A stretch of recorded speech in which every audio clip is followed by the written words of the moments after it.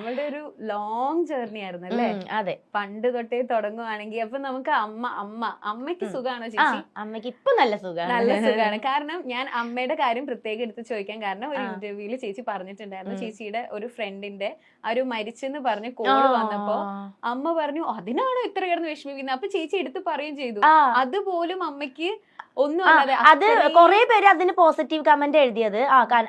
അമ്മ ഇത്രയും ബോൾഡ് ആയതുകൊണ്ടായിരിക്കും മായ എങ്ങനെയാണ്. പിന്നെ ഒരു ചേട്ടനോ തോന്നുന്നു ഇങ്ങനെ കമന്റ്സ് എഴുതി അവനവന്റെ വീട്ടിൽ അങ്ങനെ മരണം വരുമ്പോഴേ ഇതിന്റെ അത് മനസ്സിലാവുള്ളൂ എന്ന് പറഞ്ഞിട്ട് ഒരു നെഗറ്റീവ് കമന്റ്. അപ്പൊ എനിക്ക് പറയാനുള്ളത് അതുകൊണ്ടല്ല, അമ്മ അത് പുച്ഛിച്ചതല്ല. അമ്മ അത്രയും കഷ്ടത്തോടെ വന്നതുകൊണ്ട് അത് ഞാൻ അമ്മയുടെ അടുത്ത് ചോദിച്ചിട്ടുണ്ട്. എന്താ വെച്ചെങ്കിൽ അമ്മയുടെ അച്ഛൻ്റെ ലവ് മാരേജ് ആയിരുന്നു. അപ്പൊ 1.5 വർഷം അച്ഛൻ കൂടെ ഇരുന്നു. അപ്പൊ ഭയങ്കര സന്തോഷമായിരുന്നു, തല്ലൂടിയിട്ടില്ല, ഒന്നുമില്ല. പെട്ടെന്ന് അച്ഛൻ സന്തോഷത്തോട് കൂടിയിട്ട് തന്നെയാണ് അമ്മേനെ ഇട്ടിട്ട് പോയത്. അതായത് അച്ഛന് ബാങ്കിൽ ജോലി ഉണ്ടായിരുന്നു അന്ന്. അപ്പൊ ബാങ്കിൽ ജോലി കിട്ടി, അത് മദ്രാസിലേക്ക് ബാങ്ക് മാറി. അതുകൊണ്ട് അവിടേക്ക് പ്രമോഷൻ കിട്ടി എനിക്ക്. അപ്പൊ നീ പ്രഗ്നന്റ് ആയതുകൊണ്ട് എനിക്ക് നിന്നെ കൊണ്ടുപോകാൻ പറ്റില്ല. അന്ന് എന്നെ 9 മാസം ഗർഭിണിയായിരുന്നു. കൊണ്ടുപോകാൻ പറ്റില്ല എന്ന് പറഞ്ഞിട്ട് അച്ഛൻ ഇങ്ങനെ തലേ ദിവസം കരഞ്ഞു എന്ന് അമ്മ പറയണേ. അയ്യോ നിന്നിട്ടിട്ട് പോണല്ലോ, നീ ഒരു പ്രഗ്നന്റ് ലേഡി അല്ലേ, അപ്പോൾ എനിക്ക് നിന്നെ നോക്കാൻ പറ്റണില്ലല്ലോ എന്നൊക്കെ പറഞ്ഞിട്ട് അച്ഛൻ പോണേ.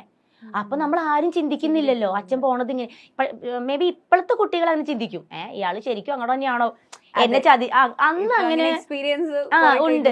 അന്ന് അങ്ങനെയൊന്നും ഇല്ലല്ലോ. അന്ന് അമ്മയ്ക്ക് അത്ര പഠിപ്പും ഇല്ല, അങ്ങനെ ലോക കാര്യങ്ങളൊന്നും അറിഞ്ഞുകൂടാ. അങ്ങനത്തെ ഒരു ഇതായിരുന്നു. അപ്പൊ അച്ഛൻ അങ്ങനെയാ പോകുന്നത്. പിന്നെ ഒരു വിവരവും ഇല്ല ഇന്ന് വരയ്ക്കും. ഇതുവരെ ചേച്ചി കണ്ടിട്ടേ ഇല്ല. മരിച്ചിട്ടില്ല, അതറിയാം. പക്ഷെ ഈ ഒരു 2 കൊല്ലത്തിനിടയ്ക്ക് അച്ഛൻ മരിച്ചോ ജീവിച്ചിരിപ്പുണ്ടോ എന്ന് എനിക്കറിയില്ല. പക്ഷെ അതിന് മുന്നേ വരെ അച്ഛനുണ്ട്. അച്ഛൻ വേറെ കല്യാണം കഴിച്ച് അതിൽ മക്കളൊന്നുമില്ല, പക്ഷെ അച്ഛനുണ്ട് എന്നറിയാം. ചേച്ചിക്ക് എപ്പോഴെങ്കിലും കോണ്ടാക്ട് ചെയ്യണം അങ്ങനെ തോന്നിയിട്ടുണ്ടോ? കോണ്ടാക്ട് ചെയ്യണമെന്ന്, അച്ഛനെ കാണണം എന്ന് എനിക്ക് ആഗ്രഹം തോന്നിയിട്ടില്ല. പക്ഷെ അച്ഛനെ കണ്ടു കഴിഞ്ഞാൽ ഒരു കാര്യം ചോദിക്കാം, എന്തിനാണ് അമ്മയെ ഇട്ടിട്ട് പോയത് എന്ന് ചോദിക്കണം എന്നൊരു. കാരണം അമ്മയ്ക്ക് കാരണം എന്താന്ന് പറയാ, അമ്മയ്ക്ക് ഇപ്പൊ അച്ഛന് ഭയങ്കര ഇഷ്ടാ ഇപ്പോഴും. നമ്മളൊക്കെയാണ് വെറുക്കില്ലേ അന്ന് അയാൾ ആ സിറ്റുവേഷനിൽ അങ്ങനെ.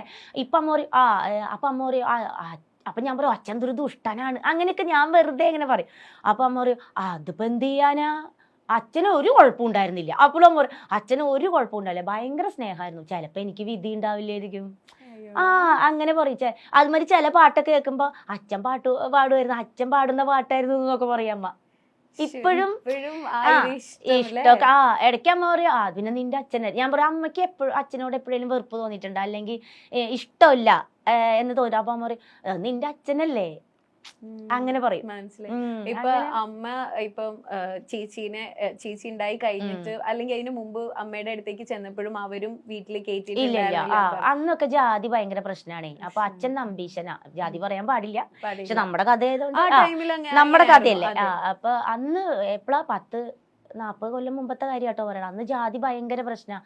അപ്പോൾ അച്ഛൻ്റെ തൊട്ട് താഴെയുള്ള ജാതി അമ്മ. അച്ഛൻ മാല കെട്ടുന്ന വാരസ്യന്മാരെന്നൊക്കെ നമ്പീശൻ എന്ന് പറയും. അച്ഛൻ ആ ജാതിയായിരുന്നു, അമ്മ അതിന്റെ താഴെയായിരുന്നു. അപ്പൊ അതൊക്കെ അന്ന് ഭയങ്കര പ്രശ്നമാണ്, കെട്ടാൻ പാടില്ല എന്നൊക്കെ. പക്ഷെ അമ്മ രജിസ്റ്റർ മാരേജ് ചെയ്തതാട്ടോ. ശരി, അതിന്റെ കടലാസൊക്കെ ഇപ്പോഴും ഉണ്ട്.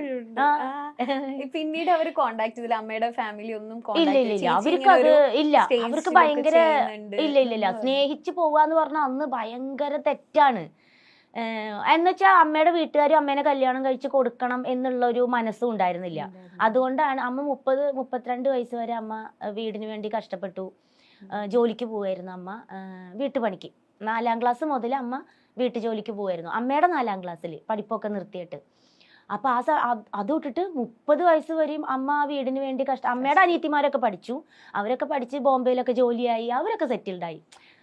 അവരുടെ അമ്മയുടെ അനിയത്തിമാർക്കടക്കം കല്യാണം ആലോചിച്ച് തുടങ്ങി. അപ്പോഴും അമ്മ പണിക്ക് പോയിക്കൊണ്ടിരിക്കുക, അമ്മേനെന്നാ കല്യാണം കഴിച്ചു വിടണമെന്നോ അങ്ങനെയൊന്നും ഒരു ചിന്തയുമില്ല. അപ്പോഴാണ് അച്ഛൻ വരുന്നത്, ഇഷ്ടാണ് എന്നും പറഞ്ഞ് അച്ഛൻ വരുന്നത്. അപ്പൊ അമ്മ വിചാരിച്ചു ഇതൊന്നും ഒരു രക്ഷപ്പെടലാവും. അത് പക്ഷെ എരിചട്ടിന്ന് വറചട്ടിയിലേക്ക് പോയി. എനിക്ക് പലപ്പോഴും തോന്നിയിട്ടുണ്ടേ, ഞാൻ പറയുന്നത് ശരിയാണോ എന്ന് അറിയില്ല, ഇനിയിപ്പോ അതിന് എത്ര കമന്റ്സ് വരും എന്ന് എനിക്ക് അറിഞ്ഞൂടാ. ഇപ്പൊ സിനിമാ നടികളായാലും അല്ല വേറെ ഏത് പെണ്ണുങ്ങളായിക്കോട്ടെ, 5-6 കല്യാണം കഴിച്ചു, 5 കല്യാണം കഴിച്ചു, 6 കല്യാണം കഴിച്ചു എന്നൊക്കെ പറഞ്ഞ് ജനങ്ങൾ കുറ്റപ്പെടുത്തുമ്പോഴും ഞാൻ ഒരിക്കലും ഒരു സ്ത്രീയും ഞാൻ കുറ്റപ്പെടുത്തൂല. എന്താണെന്നറിയോ, ഒരാൾ ഉപേക്ഷിച്ചു, ഓക്കെ, ഇവര് വിചാരിക്കുന്നത് അടുത്ത ആള് നമ്മളെ സ്നേഹിക്കുമ്പോൾ ഇയാള് നമ്മളെ നോക്കുമായിരിക്കും. അപ്പൊ നമ്മൾ അപ്പൊ എല്ലാരും ചിന്തിക്കുക, ഒരുത്തൻ പോയി പറഞ്ഞില്ലേ ഇത്, അങ്ങനെ വിചാരിക്കും. പക്ഷെ അല്ല, അത് നമ്മൾ മറക്കും ഓട്ടോമാറ്റിക്കലി. ഒരാള് പുതിയത് വരുമ്പോ നമ്മൾ വിചാരിക്കും, ഇയാളെങ്കിലും നോക്കുമായിരിക്കും എന്ന് വിചാരിച്ചാണ് നമ്മൾ. അല്ലാണ്ട് ഒരു പെണ്ണും 5-6 ബന്ധം ഇഷ്ടപ്പെടുന്നവരായിരിക്കാൻ വഴിയില്ലല്ലോ, ഒരിക്കലും അല്ല. എനിക്ക് തോന്നുന്നത് ഒരുവിധ എല്ലാ പെണ്ണുങ്ങളും ഒരാളിൽ ഒതുങ്ങണം എന്ന് ആഗ്രഹിക്കുന്നവർ തന്നെയാണ്. പക്ഷെ ഈ വരുന്നവര് നമ്മള് ചതിക്കുകയാണെങ്കിൽ നമുക്ക് എന്ത് ചെയ്യാൻ പറ്റും? ഏറ്റവും വലിയ എക്സാമ്പിൾ ആണല്ലോ എന്റെ അമ്മ. പക്ഷെ അമ്മ പിന്നെ അച്ഛൻ്റെ അങ്ങനെ ഒരു ഇത് കിട്ടിയപ്പോ അമ്മ തീർന്ന്. അപ്പൊ ഞാൻ അമ്മയുടെ അടുത്ത് ചോദിക്കുകയും ചെയ്തിട്ടുണ്ട്, അമ്മ അച്ഛൻ ഇങ്ങനെ ഇട്ടിട്ട് പോയപ്പോ അമ്മയ്ക്ക് എന്താ തോന്നിയേ എന്ന് ഞാൻ ചോദിച്ചു. അപ്പൊ അമ്മ എന്റെ അടുത്ത് പറഞ്ഞത്, അച്ഛൻ പോയി, അതായത് പോലീസുകാരെ അമ്മോട് പറയണേ, ഇനിയിപ്പൊ അയാള് വരും തോന്നുന്നില്ല രാധേ, കൊറേ അന്വേഷിച്ചു കിട്ടാ ഒരു വഴിയില്ല, അന്ന് ഫോണൊന്നും ഇല്ലല്ലോ. അപ്പൊ രാധ ഇനിയിപ്പോ മോളെ നോക്കി ഇരിക്കുകയായിരിക്കും നല്ലത്, ഇനിയിപ്പൊ അയാൾ ഇനി തിരിച്ചു വരും എന്ന് തോന്നണില്ല. അപ്പൊ പോലീസുകാർക്ക് മനസ്സിലായി തോന്നുന്നു അയാൾ എവിടെയോ കല്യാണം കഴിച്ച് സെറ്റിൽഡ് ആയി എന്നുള്ളത്. അത് അമ്മയോട് പറയാനൊരു ബുദ്ധിമുട്ടായിട്ടാണോ എന്തോ അങ്ങനെ പറഞ്ഞു. അപ്പൊ അമ്മ പറഞ്ഞു, എനിക്കിങ്ങനെ അച്ഛൻ പോയി അങ്ങട് പോലീസുകാരും അടുത്തുള്ളവരും അങ്ങനെയൊക്കെ ഉപേക്ഷിച്ച് പോയതാണ് എന്നാണ്. അപ്പൊ അമ്മ പറഞ്ഞു, എന്നെ അങ്ങനെ തലയ്ക്ക് അടി കിട്ടിയ പോലെയാ തോന്നിയത്. അമ്മ പറഞ്ഞു, കരഞ്ഞു, കരഞ്ഞു, പിന്നെ ഞാൻ കരഞ്ഞിട്ടില്ല എന്ന് പറഞ്ഞു. അപ്പൊ അമ്മയ്ക്ക് അമ്മയുടെ ലൈഫില് അച്ഛൻ പോയതാണ് ഏറ്റവും വലിയ ട്രാജഡി. ഇനി ആര് മരിച്ചാലും ആവില്ല. അതായത് ഒരാളെ വിശ്വസിച്ച് നമ്മൾ പോരല്ലേ, അയാള് ജീവിതകാലം മുഴുവൻ ഗർഭിണിയായിട്ട് പോണതല്ലേ. അപ്പൊ മേ ബി അമ്മയുടെ ഉള്ളില് അതായിരിക്കും ഏറ്റവും വലിയ മരണം. അതാണ് അമ്മയ്ക്ക് ബാക്കിയെല്ലാം ഇനി എന്ത്. അമ്മ ഏറ്റവും നന്നായി വിചാരിച്ചത് അച്ഛനല്ലേ. അതാണ് കേട്ടോ അമ്മ എന്നോട് പറഞ്ഞത്, ഇതാണോ അത്ര വലിയ കാര്യം, ഒരാൾ മരിച്ചു എന്ന് പറഞ്ഞപ്പോ. അപ്പൊ ഞാൻ ആ ചേട്ടന്റെ അടുത്ത് താഴെ കമന്റ്സ് ചെയ്തു, ചേട്ടാ അതല്ല, അമ്മ മരണത്തെക്കാൾ വലുത് എടുത്ത് ചോദിച്ചത്. കാരണം അങ്ങനെ പെട്ടെന്ന് പറയുമ്പോൾ ആളുകൾ, പക്ഷെ നമുക്ക് മനസ്സിലായി, ഇന്റർവ്യൂ മൊത്തത്തിൽ കണ്ടവർക്ക് മനസ്സിലാവും അത്രയും ബോൾഡ് ആയതുകൊണ്ട്. അല്ല, അത് മേ ബി ഞാനിപ്പോ ആ ഇന്റർവ്യൂ കണ്ട വേറൊരു കുട്ടി പറഞ്ഞിട്ട് ഞാൻ ആ ഇന്റർവ്യൂ കണ്ടാൽ ഞാനും വിചാരിക്കും ഒരാൾ മരിക്കുമ്പോഴാണോ അങ്ങനെ തമാശ. അത് അമ്മ ഉദ്ദേശിച്ചത് അങ്ങനെയല്ല, ഒരിക്കലും അല്ല. പിന്നെ അത്രയും അമ്മ അത്രയും വേദനയിലൂടെ ഒക്കെ വന്നു, ചേച്ചിയും പിന്നീട് അമ്മേനെ സഹായിക്കണം, അമ്മയുടെ കൂടെ നിക്കണം. അല്ല, അതുകൊണ്ട് തന്നെയാണ് എനിക്ക് ആരെയും സ്നേഹിക്കാനും തോന്നാത്തത്. അതിന്റെ പിന്നിൽ അങ്ങനെ ഒരു കാര്യം കൂടെ. ഇപ്പൊ എനിക്ക് ആരും ഇഷ്ടമല്ല, കല്യാണം കഴിക്കാൻ ഇഷ്ടമല്ല എന്നൊക്കെ പറയുമ്പോ എന്നോട് കുറെ പേര് ചോദിക്കുന്നത്, അപ്പൊ എന്തെങ്കിലും പ്രണയം ഉണ്ടാവും, അല്ലെങ്കിൽ ആരെങ്കിലും പറ്റിച്ച് പോയിട്ടുണ്ടാവും എന്നൊക്കെയാ. ഒരിക്കലും അല്ല. എന്നെ ആരും ഇങ്ങോട്ട് വന്ന് സ്നേഹാന്ന് പറഞ്ഞിട്ടുമില്ല. പിന്നെ എല്ലാവരും ഇല്ലില്ല. പിന്നെ എല്ലാവർക്കും എന്നിലൊരു അയ്യോ പാവം അങ്ങനെ ഒരു ഇതാണ്. കാരണം എൻ്റെ കഥ എല്ലാവർക്കും അറിയാം. നമ്മുടെ ഫീൽഡിൽ വന്നിട്ട് അതിന് മുമ്പേ ഒക്കെ മായ എങ്ങനെയാണ് വന്നത് എന്ന് ഒരുവിധം എല്ലാവർക്കും അറിയാം. അപ്പൊ പിന്നെ ആരും എൻ്റെ അടുത്ത് അങ്ങനെ ഒരു ശല്യം ചെയ്യാനോ അല്ലെങ്കിൽ ഇഷ്ടാന്ന് പറയാ അങ്ങനെയൊന്നും നിന്നിട്ടില്ല. ഇല്ല, എനിക്ക് അമ്മയുടെ ലൈഫ് ശരിക്കും അതുകൊണ്ടാണ് ചേച്ചി വേറൊരു റിലേഷൻഷിപ്പോ അല്ലെങ്കിൽ അങ്ങനെ ഒന്നും പിന്നെ നോക്കാതെ ഈ ഒരു റീസൺ. അത് ഒരു റീസൺ. പിന്നെ എനിക്ക് അഭിനയിക്കാൻ ഭയങ്കര ഇഷ്ടമായിരുന്നു. അപ്പൊ ഇനിയിപ്പോ നമ്മള് സ്നേഹിച്ചിട്ട് ഇനി ആരെങ്കിലും നീ ഇനി അഭിനയിക്കാനൊന്നും പോണ്ടെന്ന് പറയോ, ആ ഒരു പേടിയുണ്ട്. പിന്നെ അമ്മേനെ ഇങ്ങനെ അമ്മയുടെ ലൈഫ്, അതായത് ഇങ്ങനെ പാത്രം തേച്ചും നമ്മളിങ്ങനെ കണ്ണ് തുറക്കുമ്പോ കാണുന്നത് അമ്മ വല്ലോരും വീട്ടുപണി ചെയ്യുന്നതാ. ഒയ്യോ, അടിച്ചു എപ്പോഴും രാത്രി 12 മണി വരെയും പണിയാ. രാവിലെ 4 മണിക്ക് എഴുന്നേറ്റ അത് ഈ അച്ഛൻ കാരണല്ലേന്നാ എന്റെ ഉള്ളില്. അച്ഛൻ ഇട്ടിട്ട് അച്ഛൻ ഉപേക്ഷിച്ച് പോയതുകൊണ്ടല്ലേ അമ്മ ഇത്രയും. അച്ഛൻ ഉണ്ടായിരുന്നെങ്കിൽ ഈ ഗതി വരില്ലായിരുന്നല്ലോ എന്നുള്ളില്. അപ്പൊ മേ ബി എന്റെ ലൈഫ് അങ്ങനെ അല്ലായിരിക്കാം. ചിലപ്പോ എനിക്ക് ചിലപ്പോ നല്ല ആളെ കിട്ടുമായിരിക്കാം. ഇല്ലെങ്കിൽ ഞാനും ഇതേ സിറ്റുവേഷനാണ്. എനിക്കൊരു കുഞ്ഞായിട്ട് അയാൾ ഇട്ടിട്ട് പോയാൽ ഞാൻ ഇനി എന്ത് ചെയ്യൂ? അതെനിക്ക് ചെറുപ്പത്തിലെ ഒരു പേടി ഉണ്ടായിരുന്നു. പിന്നെ കല്യാണം വന്നപ്പോഴും ഈ +1 +2 പഠിക്കുമ്പോൾ എനിക്ക് കുറെ കല്യാണങ്ങൾ വന്നിട്ടുണ്ടായിരുന്നു. കാരണം ഞാൻ അപ്പോഴൊക്കെ നല്ല ഹൈറ്റും വെയിറ്റാ. അപ്പൊ ഈ +2ന്റെ അതിനേക്കാളും കുറച്ചും കൂടെ ഒരു ഇത് വലിയ കുട്ടിയാണെന്ന് തോന്നിക്കും. അപ്പൊ അങ്ങനെ കല്യാണങ്ങൾ അങ്ങനെയൊക്കെ വന്നിട്ടൊക്കെ ഉണ്ട്. പക്ഷെ അപ്പൊ നമുക്ക് വീടില്ല. പിന്നെ നമ്മളിങ്ങനെ വീട്ടു ജോലിക്ക് പോവാണ്, കയ്യിലൊന്നുമില്ല എന്നൊക്കെ അറിയുമ്പം വരുന്ന ചെക്കന്മാർക്ക് വലിയ പ്രശ്നമില്ല. ഫാമിലിക്ക് ഭയങ്കര പ്രശ്നമായിരുന്നു. വീടില്ലാത്തതും പിന്നെ അമ്മ മാത്രമേ ഉള്ളൂ, അതും അവർക്ക് ഭയങ്കര ഒരു ബുദ്ധിമുട്ടായിരുന്നു. പിന്നെ അതിനോടൊരു ഇത് അങ്ങ് പോയി. മുമ്പേ എനിക്ക് കല്യാണത്തിനോട് വലിയ താല്പര്യം ഉണ്ടായിരുന്നില്ല. അത് വേറൊന്നുമില്ല, കല്യാണങ്ങൾ എനിക്ക് ഭയങ്കര ഇഷ്ടാ, പ്രണയം ഭയങ്കര ഇഷ്ടാ. പക്ഷെ എന്റെ ഉള്ളില് ഇട്ടിട്ട് പോവോ എന്റെ ഉള്ളില് ഈ ഒരു എക്സ്പീരിയൻസ് അത് നല്ല അത് നല്ലോണം ഉണ്ടായിരുന്നു പണ്ടത്തെ ഒരു ട്രോമയായിരിക്കും ഇപ്പോഴും അങ്ങനെ ഉള്ളിൽ കാരണം അമ്മ അനുഭവിക്കുന്നത് നമ്മളല്ലേ കാണുന്നേ. മനസ്സിലായി. അത് ഭയങ്കര പിന്നെ എവിടെ ചെന്നാലും അച്ഛനില്ലേ ഈ ചോദ്യാണ്. അപ്പൊ അച്ഛൻ എന്ത് പറ്റി? അപ്പൊ നമുക്ക് മരിച്ചു എന്ന് പറയാൻ നമുക്കൊരു ബുദ്ധിമുട്ടാ. അപ്പൊ നമ്മൾ പറയും ഇല്ല അച്ഛൻ ഉപേക്ഷിച്ചു. അതെന്താ ഉപേക്ഷിച്ചേ? അപ്പൊ ഇത് നിക്കില്ലല്ലോ, ഈ ഇത് അതെന്താ പറ്റി അങ്ങനെ ഉപേക്ഷിച്ചേ, അതെന്താ കാര്യം അങ്ങനെ. അപ്പൊ പിന്നെ അന്വേഷിച്ചില്ലേ ഇങ്ങനെയുള്ള. പിന്നെ ഒരു കുട്ടീനെയും കൊണ്ട് ഒരു സ്ത്രീ നടക്കുമ്പോഴുള്ള കുറെ അന്നത്തെ കാലഘട്ടത്തിൽ കുറെ കളിയാക്കലുകളും എങ്ങനെ ഉണ്ടായതാവോ അങ്ങനെയുള്ള വരെ പറയുന്നവര് വരെ ഉണ്ടായിരുന്നു. വാടകയ്ക്ക് സ്ഥലം കിട്ടാൻ ബുദ്ധിമുട്ട്, കാരണം ഒരു കൊച്ചിനെയും പിടിച്ച് ഒരു സ്ത്രീ വരുമ്പോഴേ അത് എന്ത് സ്ത്രീയാന്ന് അവിടെ ഉള്ളവർക്ക് അറിയില്ലല്ലോ, അത് എന്തിൽപ്പെട്ട സ്ത്രീയാണ്. അപ്പൊ എല്ലാവർക്കും വീട് തരാൻ, ഫാമിലി ആണെങ്കിൽ വീട് തരാം എന്നുവെച്ചാൽ അച്ഛനും അമ്മയും മോളും കൂടെ വന്നാൽ വീട് തരാം. അയ്യോ ആണുങ്ങൾ കൂടെ ഇല്ലാതെ വീട് തരാൻ പാടാട്ടോ അങ്ങനെ പറഞ്ഞവര്. അപ്പൊ നമ്മൾ ഇത് കേട്ടല്ലേ ഈ വളരണേ. അപ്പൊ എന്റെ വിചാരവും ഞാനും ഇനി കല്യാണം കഴിച്ച് എന്നെ അയാൾ ഇട്ടിട്ട് പോയാൽ എനിക്കിനി താമസിക്കാൻ ഒരു വീട് കിട്ടില്ല, അങ്ങനെയുള്ള ചിന്തകളായിരുന്നു. ആരും അത് അങ്ങനെയാണ്. ഇപ്പൊ വേണമെങ്കിൽ മാറിയിട്ടുണ്ടോന്ന് എനിക്കറിയില്ല. അന്നൊക്കെ നമ്മുടെ കൂടെ ഒരു ഭർത്താവ് ഇല്ലെങ്കിൽ, കയ്യിലൊരു കുട്ടിയും കൂടെ ഉണ്ടെങ്കിൽ തീർന്നു. അവളെന്തോ അവള് വേറെ റൂട്ടിൽ പോണ വേണം അങ്ങനെ പറയുള്ളൂ.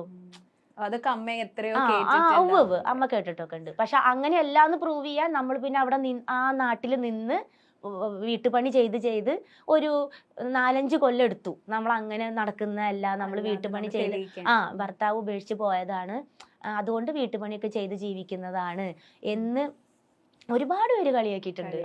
നമ്മള് ജോലിക്കൊക്കെ അമ്മ കയ്യും പിടിച്ചു പോകുമ്പോ യൂണിയൻകാരൊക്കെ ഇങ്ങനെ അവിടെ ഇങ്ങനെ കടയുടെ ഉമ്മർത്തൊക്കെ പണ്ട് കുറെ യൂണിയൻമാർ അല്ലെങ്കിൽ ഓട്ടോ ഡ്രൈവർമാരൊക്കെ ഇരിക്കും. അപ്പൊ അവർക്ക് നമ്മളെ അറിയില്ല. ആ നാട്ടിൽ ഞങ്ങൾ പുതിയതാ, ഞങ്ങൾ ജോലിക്ക് വേണ്ടി വന്നതാ അമ്മയും ഞാനും. അപ്പൊ ഇങ്ങനെ പോകുമ്പോ എടാ ഒരു പെണ്ണ് വരുന്നടാ, എങ്ങനെയുള്ള പെണ്ണ്, അങ്ങനെയൊക്കെ അമ്മ പറഞ്ഞിട്ടുണ്ട്. അപ്പൊ അതൊക്കെ നമ്മൾ ചെറുപ്പത്തിലേ നമ്മൾ കേട്ട് വളരെ കുട്ടിയാണല്ലോ നമുക്ക്. ഈ കുട്ടിക്കാലത്തെ ഓരോ അനുഭവങ്ങളും നമ്മുടെ ഉള്ളിൽ നിന്ന് പോവില്ല എന്ന് പറയും. അത് ഒരിക്കലും നമ്മളിനി എത്ര വലുതായാലും നമ്മുടെ ഉള്ളിൽ അത് പോവില്ല, ഒരിക്കലും പോവില്ല. ആ ഒരു മനസ്സിൽ ആ വിഷമം അവിടെ കിടക്കും. അതിപ്പോഴും എനിക്ക് ആ ഒരു വിഷമം ഉണ്ട് കേട്ടാ. അങ്ങനെ ഓരോരുത്തർ പിന്നെ നമ്മൾ അഭിനയിക്കാനാണ് ഇഷ്ടം എന്ന് പറയുമ്പോഴും ഓരോരുത്തർ നമ്മൾ കളറില്ല ഭംഗിയില്ല എന്നൊക്കെ പറഞ്ഞ് കൊറേ നമ്മളെ കൊറേ പറഞ്ഞിട്ടുണ്ട്. ഇപ്പൊ ചേച്ചിയുടെ ലൈഫ് ജേർണി പറയുകയാണെങ്കിൽ നമുക്ക് സീമ ചേച്ചിനെ പറയാതിരിക്കാൻ പറ്റില്ലല്ലോ അല്ലെ. സീമ ചേച്ചി എന്ന് പറഞ്ഞ ഞങ്ങളുടെ മൈൽ സ്റ്റോൺ മേക്കേഴ്സിന്റെ ഒരു ഫാമിലി മെമ്പറും കൂടിയാണ്. അപ്പൊ ചേച്ചി എപ്പോഴും മായ ചേച്ചിനെ പറ്റിയും പറയാറുണ്ട്.